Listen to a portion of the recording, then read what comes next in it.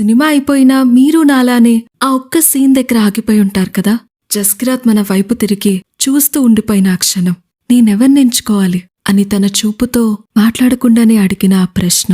కాని ఏమని సమాధానమివ్వాలి? అమ్మ ప్రేమకి దగ్గరవ్వమనా, వాళ్లతో బంధాలు పెంచుకో అనా, లేదా ఎలా చెప్పాలి?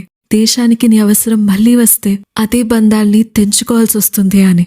వెళ్ళు, అమ్మతో మాట్లాడు జస్కిరాత్ అని మనసు ఎంత చెప్పమంటున్నా చెప్పలేకపోతోంది. నీకు గుర్తుందా, తను ఫోటోని కాల్చిన ప్రతిసారి ముందు తన వైపు నుండి కాలుస్తాడు. ఎందుకంటే ఇంకాసేపైనా వాళ్ళని చూడొచ్చని ఆ కళ్ళు పడే తపన చూశాక అదే కళ్ళల్లో చూస్తూ ఎలా చెప్పగలం? ఒకవైపు వాళ్ళమ్మ నా కొడుకొస్తాడు అని ఎదురు చూసి చూసి ఆ కళ్ళు అలసిపోయి ఉన్నాయి పాపం. తన రాకని గమనించలేకపోయాయి. అమ్మ నన్ను మర్చిపోయి ఉంటుందనుకున్నాడా? తనకెలా తెలుస్తుంది? ఇంటికెవరొస్తూ కనపడినా నా బిడ్డొచ్చాడేమో అనుకుని ఆశగా గేట్ వైపు చూసేది. ఇప్పుడు నిజంగానే గేటు ముందు నిలబడినా ఆ కళ్ళు నమ్మట్లేదే. తను లేకుండా అలవాటు పడిన వాళ్ళ లైఫ్ చూస్తూ అక్కడే ఆగిపోయాడు.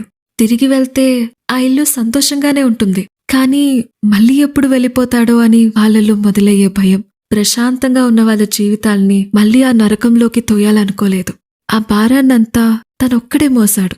ఇండియాకి రాగానే జస్కిరాత్ చేసిన మొదటి పని అప్పటిదాకా అబద్ధంగా బ్రతికిన హంసాని, వాటితో వచ్చిన బంధాల్ని, జ్ఞాపకాల్ని కాల్చేస్తాడు.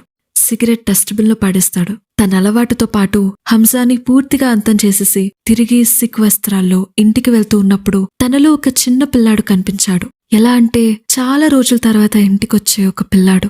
జస్కిరాత్ స్వార్థంగా తన గురించి ఆలోచించుండొచ్చు, కాని ఎవరికీ గుర్తుండని ఒక అన్సంగ్ హీరోగా మిగిలిపోయే దారినే ఎంచుకున్నాడు.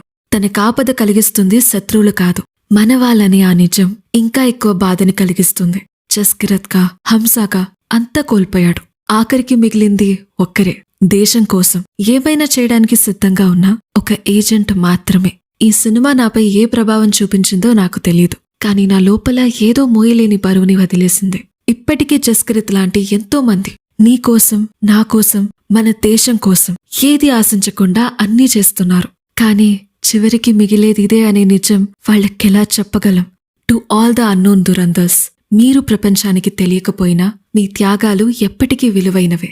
భారత్ మాతాకి జై.